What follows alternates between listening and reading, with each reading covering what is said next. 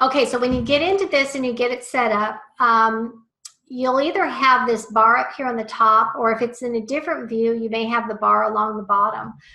But what you want to make sure is a couple things. You want to make sure that your screen is shared, and you want to make sure that it's recording. So if you come over here, you see how you have those options to pause or stop. If it was not recording, one of the options there would be to record. Some agents may have a Matterport video on their listings, which is cool because then you can use the little finger and kind of go back and forth. You know that. Another thing to be aware of is depending on what you can see. Now this one just opens it in a small screen.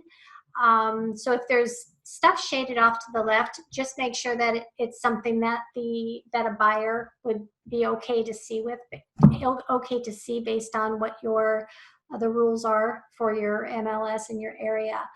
And then you can just go through the pictures and talk them through the pictures. Now here's where the value is going to be, and this is what I want you to remember. If somebody is looking online on your app or one of the other home search sites that they're used to using, they can swipe through and see the pictures all day long, and they can read the words, right? So for you to just come in and say, oh, look at this, this is the front, here's the door, you know, that doesn't have a lot of value to it. Where your value is going to come in is when you tell them the rest of the story, okay? So just pretend, I mean, you guys know this, right? So you know the neighborhoods, maybe you've been in the house, so you can talk them through it. Talk them through the details of the house. Talk them through what people like about this neighborhood. What is it close to? What are the amenities? What are the schools? What specifically about this type of home would appeal to somebody who's watching it? So your value comes with giving them the details that are not in writing. Now, if you're thinking of doing something like this, there's a couple ideas that you might want to consider. And then maybe every day at 11 o'clock or 11:30 for 5 or 10 minutes, you jump on and say, I want to show you 3 great homes. Boom, boom, boom, you show them and you're done.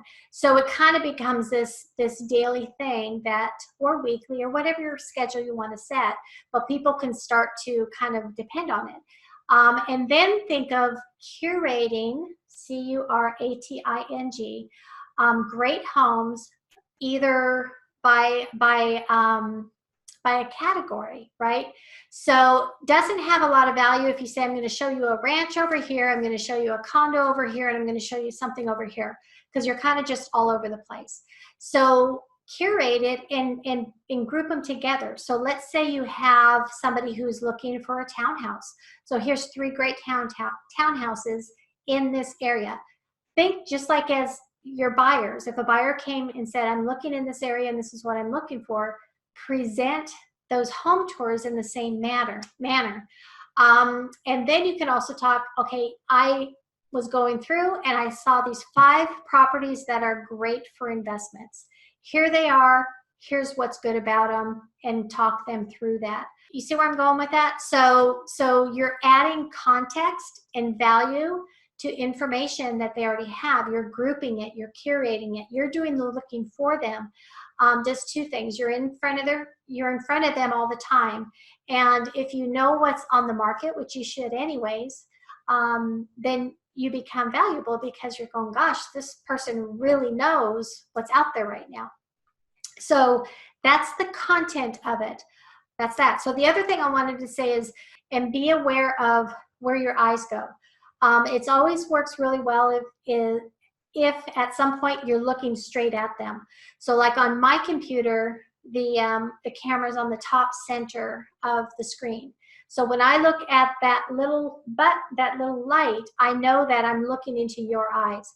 If I come down here and I'm looking at the picture the same time you are, then you see how my eyes shift and I'm no longer looking at you.